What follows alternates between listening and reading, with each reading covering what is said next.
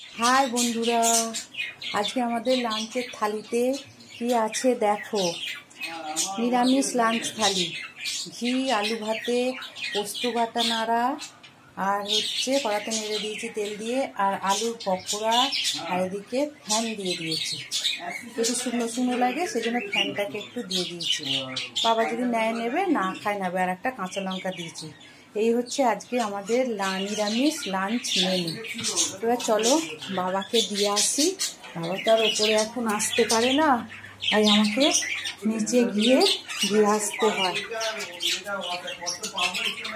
বাবা খেয়ে নিক, খেতে দিয়ে দিই, দেখি কি করছে।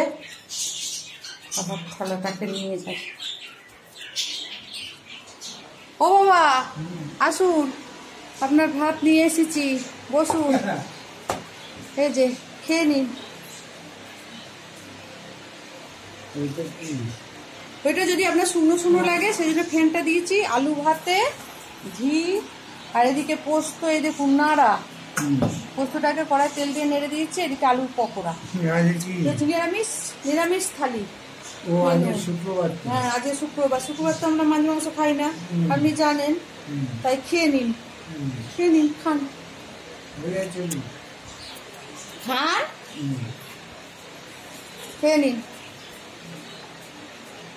যদি ওইটা ঘি দেওয়া আছে, ঘি আর কাঁচা লঙ্কা দিয়েছে। আপনি খেতে পছন্দ করেন কাঁচা লঙ্কা, কাঁচা লঙ্কাও দিয়েছি। কাঁচা লঙ্কা খান, ঘি আলু ভাতে দিয়ে মেখে খান।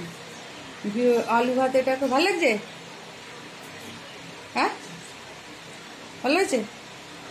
এই কাঁচা আলু ভাতেটাকে শুকনো লঙ্কা ভেজে মেখেছি।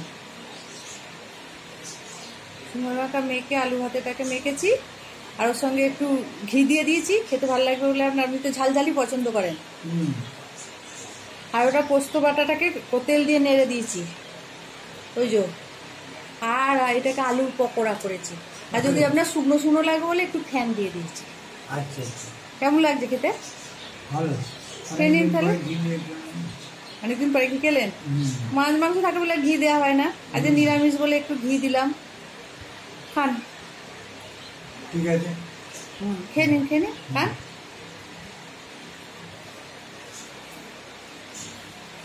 খেয়ে নিন, ভালো হয়েছে। হ্যাঁ,